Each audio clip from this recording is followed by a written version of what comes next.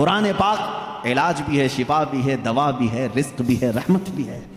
अज़ीज़ान गिरामी, मेरे आका सल्लल्लाहु तआला अलैहि वसल्लम ने फरमाया, अहादीस के चंद जुमले मैं आपके सामने रख दूं।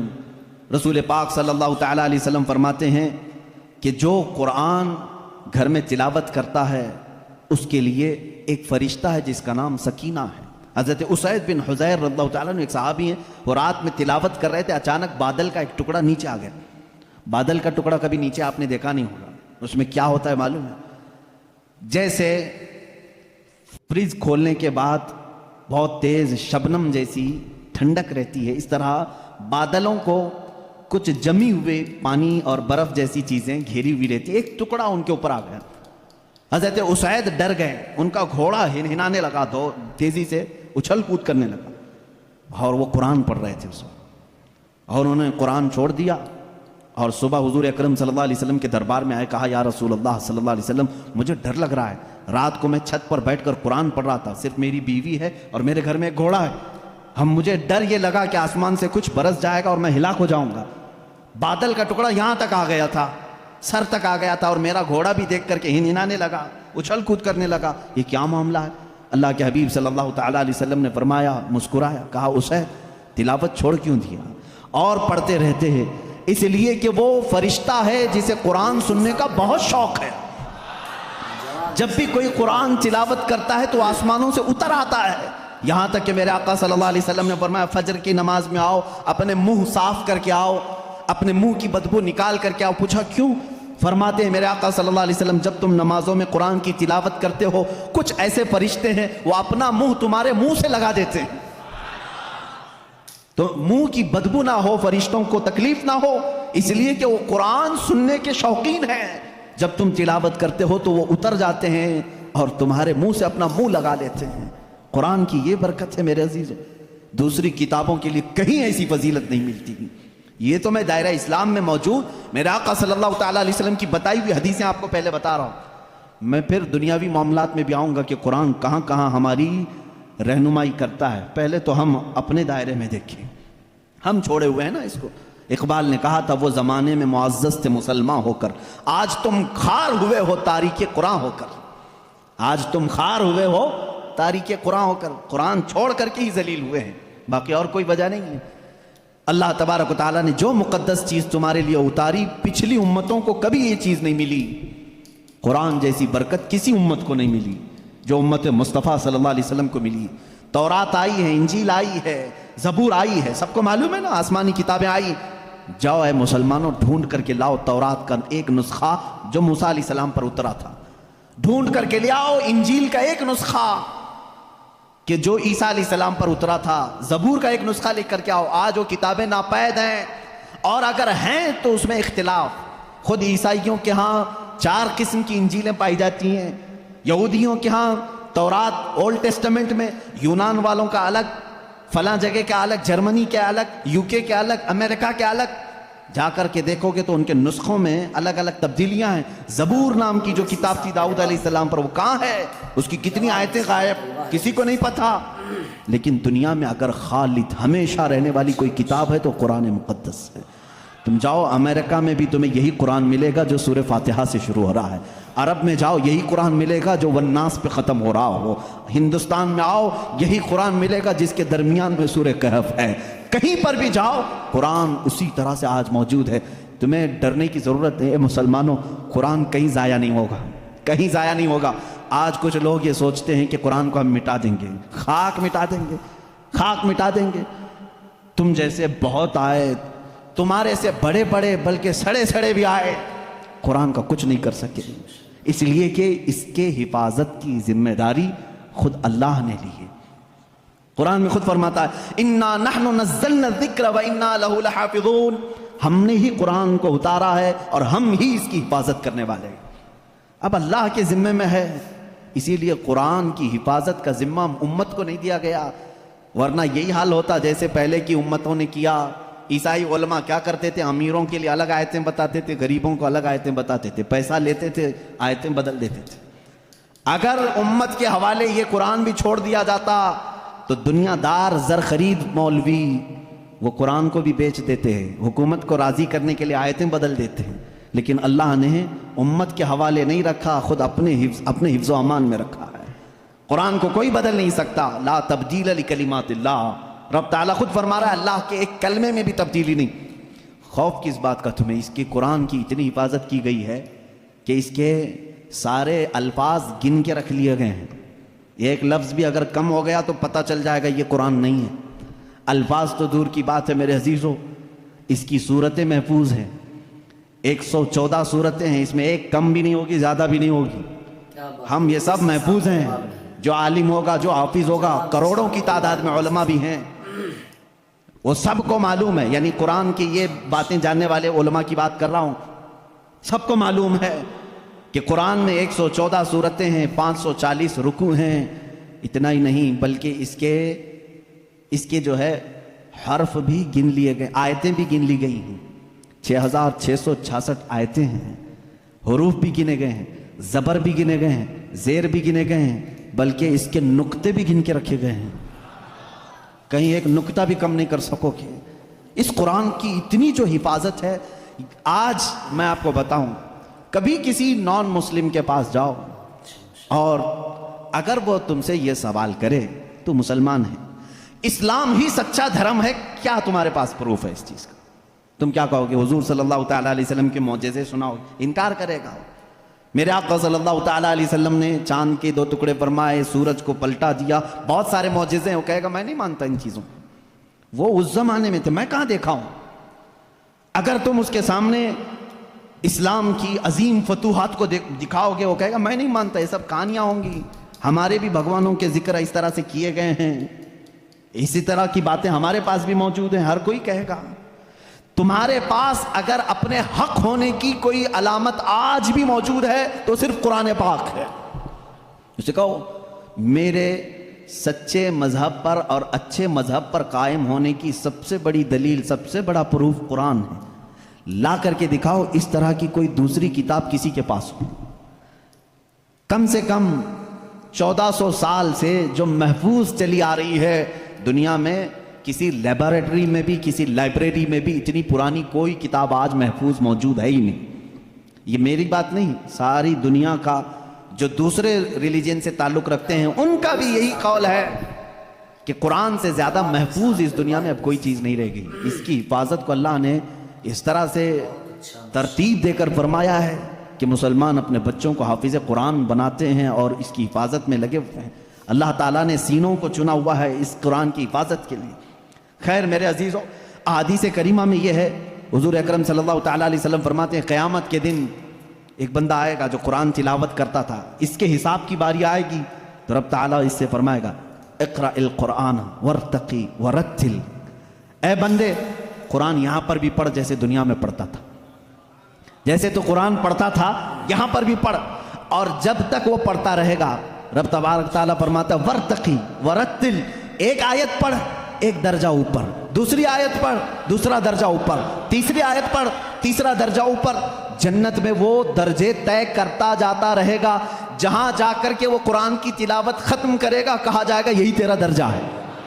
मेरे आका सल्लल्लाहु तआला अलैहि वसल्लम से पूछा गया कि क्या ये कुरान जब तक वो तिलावत करता रहेगा उसके दर्जे बुलंद होते रहेंगे?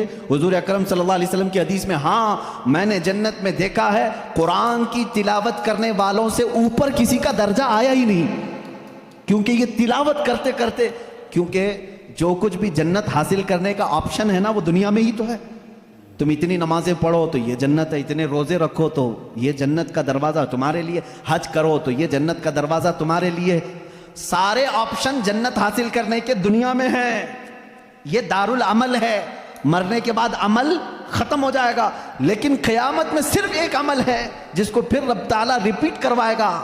वहां नहीं कहा जाएगा नमाज फिर से पढ़ के दिखा, हज करके दिखा, रोजा रख के दिखा, खत्म हो गया अमल।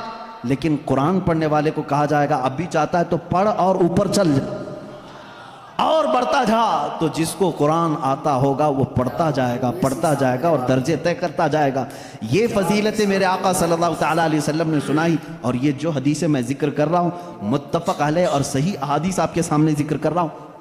यहाँ तक कि हुजूर अकरम सल्लल्लाहु तआला अलैहि वसल्लम की एक हदीस है, क़यामत के दिन वो बच्चे जिन्होंने कुरान को अपने सीने में रखा था वो बुलाए जाएंगे, अल्लाह का कलाम याद किया, तो जब वो आएंगे तो रब तबारक व तआला उन बच्चों को बाद में फरमाएगा इनके वालिदैन के सर पर पहले ताज रखा जाए। उल्बिस वालिदाहु ताजन यौमल क़ियामती, रसूल करीम सल्लल्लाहु अलैहि वसल्लम फरमाते क़यामत के दिन ऐसा ताज पहनाया जाएगा जिससे सूरज की रोशनी भी फीकी पड़े। अहले महशर पूछेंगे ये क्या है, नबी हैं, ये सिद्दीक हैं, ये कौन है?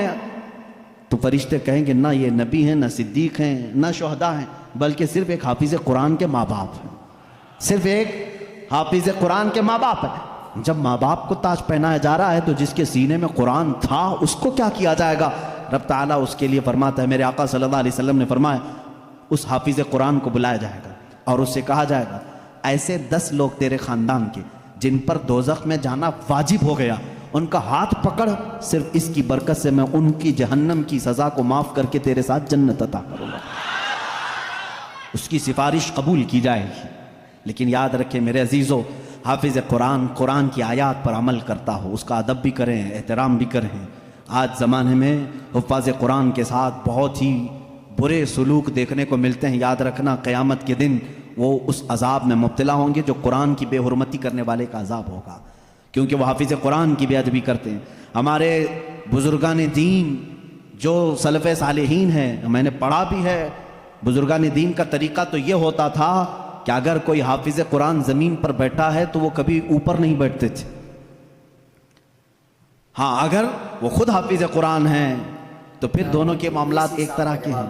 लेकिन कोई हाफिज़ कुरान नहीं है और कोई हाफिज़ नीचे बैठा है तो उलमा बुजुर्गान दीन इसको बेअदबी महसूस करते थे। अल्लाह का कलाम सीने में लेकर वो नीचे है और बग़ैर हिफ्ज़ कुरान किया हुआ ऊपर बैठा है, इसको बुजुर्गान दीन ने बेअदबी महसूस फरमाई। बहरहाल कुरान एक ऐसा जामे निज़ाम अल्लाह ताला ने तुम्हें अता किया और उसकी फजीलतें मैंने बताई। और सबसे बड़ी बात क्या है मालूम है? कुरान अल्लाह ने उतारा, आयतें सारी चीज़ें मेरे आका सल्लल्लाहु अलैहि वसल्लम पर उतरती रहीं। इसकी पहली आयत जो उतरी इक़रा बिस्मि रब्बिकल्लज़ी खलक़, गारे हिरा में वाक़या आपको मालूम होगा। मेरे आका सल्लल्लाहु ताला अलैहि वसल्लम पहाड़ पर एक गार है, आज भी मक्का के किनारे, गारे हिरा उसको कहते हैं, जबल नूर, वहाँ पर इबादत के लिए जाया करते थे। जिब्राइल अमीन एक रात आए और रिवायात ये बताती हैं कि वह 17 रमज़ानुल मुबारक की रात थी। आकर के उन्होंने हुजूर अकरम सल्लल्लाहु अलैहि वसल्लम से सिर्फ इतना कहा इक़रा, पढ़ो। आप सल्लल्लाहु अलैहि वसल्लम ने फरमाया माना बिखारी, मैं नहीं पढ़ने वाला। बाज़ बेवकूफ़ इसका तर्जुमा यूँ करते हैं मुझे पढ़ना नहीं आता। हुजूर अकरम सल्लल्लाहु ताला अलैहि वसल्लम को पढ़ना नहीं आता। आपने जिब्राइल अमीन ने सीने से सीना लगाया और फिर कहा इक़रा, कहा पढ़ो। मेरे आका सल्लल्लाहु अलैहि वसल्लम ने वही जवाब दिया। 4 बार इस तरह से हुआ। चौथी मरतबा जो है जिब्राइल अमीन ने सिर्फ इक़रा नहीं कहा। इक़रा का मतलब क्या होता है? पढ़, या ऑर्डर है, ऑर्डर पढ़। लेकिन जिब्राइल अमीन ने जब ये कहा इक़रा बिस्मि रब्बिकल्लज़ी खलक़, पढ़ उस रब के नाम से जिसने पैदा किया, मेरे आका सल्लल्लाहु अलैहि वसल्लम ने पढ़ना शुरू किया। मेरे आका ने मिजाज ये बताया अपनी उम्मत को कि पढ़ो वही जो रब तक तुम्हें पहुंचा है, तालीम हासिल करो वही जो रब के नाम से शुरू हो या रब तक तुम्हें पहुंचाए। ये आयतें यहाँ से शुरू हुई और आयतें जो ख़त्म हुई हैं उसमें इख्तिलाफ है। बाज़ उलमा ने लिखा है कि अल-यौम अकमलतु लकुम दीनकुम, ये आखिरी आयत थी जो हज्जतुल विदा में मेरे आका सल्लल्लाहु अलैहि वसल्लम जब आखिरी हज में थे नाजिल हुई। बाज़ उलमा और मुफस्सिरीन ने फरमाया इदा जाअ नस्रुल्लाहि वल फतह, ये सूरा पढ़ते होंगे ना आप नमाज में, ये कुरान की सबसे आखिरी सूरा है नाजिल होने के एतबार से। एक बात जहन में रख लें, नाजिल होने की तरतीब अलग है और पढ़ने की आज तरतीब अलग है। कुरान आज जो पढ़ा जाता है इसकी तरतीब कैसे है? सूरह फातिहा पहले है अल्हम्दुलिल्लाह, उसके बाद सूरह बकरा है, उसके बाद सूरह आले इमरान है, उसके बाद सूरह निसा है, उसके बाद सूरह माइदा है, उसके बाद सूरह अनाम है, फिर सूरह आराफ है। इस तरह से ये सूरतें चली और ख़त्म कहाँ पे हुई? सूरह वन्नास, कुल औज़ु बिरब्बिन्नास मलिकिन नास, पढ़ते हैं ना, ये आखिरी सूरह। ये पढ़ने की तरतीब है, लेकिन नाजिल होने की जो तरतीब है वो अलग है। पहले आयतें नाजिल हुई थी 5। ये बातें मैं क्यों बता रहा हूँ, ये लास्ट में आपको खुद समझ में आ जाएगा। जहन में इतना रख लेना, सबसे पहले कौन सी आयतें नाजिल हुई? इक़रा बिस्मि रब्बिकल्लज़ी खलक़। आज भी जब बच्चों की बिस्मिल्लाह खानी हम कराते हैं तो यही आयतें पढ़ाते हैं बच्चे को, सबसे पहले यही पढ़ाते हैं। 5 आयतें मैं पढ़ भी देता हूँ। इक़रा बिस्मि रब्बिकल्लज़ी खलक़, खलक़ल इंसान मिन अलक़, इक़रा व रब्बुकल अकरम अल्लज़ी अल्लम बिल क़लम अल्लमल इंसान मा लम यअलम। ये 5 आयतें हैं जो सबसे पहले मेरे आका सल्लल्लाहु अलैहि वसल्लम पर नाजिल हुई। जिब्राइल अमीन लेकर आते थे, हुजूर अकरम सल्लल्लाहु अलैहि वसल्लम को सुनाते थे। ये कुरान की इब्तिदा है और 23 साल तक नाजिल होता रहा। 23 ईयर्स, 23 साल तक नाजिल होता रहा। आखिर में कौन सी आयतें नाजिल हुई? एक तफसीर की रिवायत के मुताबिक इज़ा जाअ नस्रुल्लाहि वल फतह व रअयतन नास यदखुलून फी दीनिल्लाहि अफ़वाजा फसब्बिह बिहम्दि रब्बिका वस्तगफिरहु इन्नहु काना तव्वाबा। ये 2 चीज़ें जहन में रखो। इक़रा सबसे पहले, सूरह इज़ा जाअ नस्रुल्लाह सबसे आखिर। ये कुरान के नुज़ूल का ज़माना मैं आपको बताऊँ 23 साल तक नाजिल हुई। आपको मैं बताऊँ कुरान इतने फसीह ज़ुबान में है। फसीह का मतलब लिटरेचर जिसको कहते हैं। जैसे एक उर्दू है जो हम और आप बोल, यहाँ हुबली की ज़ुबान होती है, इसको फसीह उर्दू नहीं कहते, लखनऊ वाले फसीह उर्दू बोलते हैं। आप कैसे अब हम जाहिर सी बात है, मैं तकरीर जो कर रहा हूँ हो सकता है ये उर्दू अलग है, हुबली वाली उर्दू अलग है। उर्दू अगर मैं वो बोलूँ तो फिर यहाँ भोंडा लगेगा। आबे जाबे तुबे, ये अगर जो आम तौर पर इस्तेमाल करते हैं ये भोंडा लगता है, क्योंकि फसीह ज़ुबान में जब कोई बयान करे तो वो दिल में उतरती भी है बात। ज़ुबान की मिठास उसकी फसाहत में है। तो अरबी ज़ुबान में जो सबसे ज़्यादा फसीह जुमले थे वो कुरान में आए।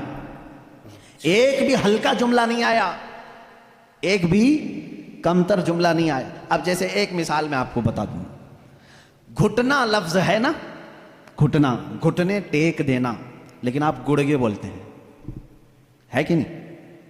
गुड़गे टेको, गुड़गा क्या चीज़ है? ये गुड़गा ये तुम्हारी आमी जुबान है। अगर ये मैं किताब में लिख दूं कि मैं सजदे में जाते वक्त गुड़गा टेक दिया, आपको बुरा लगेगा। क्या मौलाना अच्छी जुबान में बीच में हड्डी लेके आ गया। घुटना लफ्ज है, घुटना ये फसीह लफ्ज है, और एक आम लफ्ज होता है जिसको आप यूज कर रहे हैं, समझ रहे हैं? अब जैसे जानवर कहते हैं, जानवर है ना, अब आम जुबान में कहते हैं जनावर। ये फसीह लफ्ज नहीं है, ये फसीह लफ्ज नहीं है, आप यूज कर रहे हैं, लेकिन आप जब आपस में बात करते रहते हैं तो इसको बुरा भी नहीं समझते। कितने जनावर ऐसे हैं, ये क्या है? ये फसीह उर्दू नहीं है। अच्छा, लड़का कहते हैं, लड़की कहते हैं, ये फसीह उर्दू है। लड़का आया, लड़की आई, लेकिन आप कहें छोरा आया, छोरी आई, ये क्या है? छोकरा आया, छोकरी आई। इस तरह के ये फसाहत में इस्तेमाल नहीं, का जवाब नहीं, फसाहत में इस्तेमाल नहीं। जलवा है। ऐसी बहुत सारी चीजें हैं उर्दू में, मैं आपको समझा रहा हूं। जो फसीह होता है वो लिटरेचर है, अच्छी जुबान, और कुरान पूरा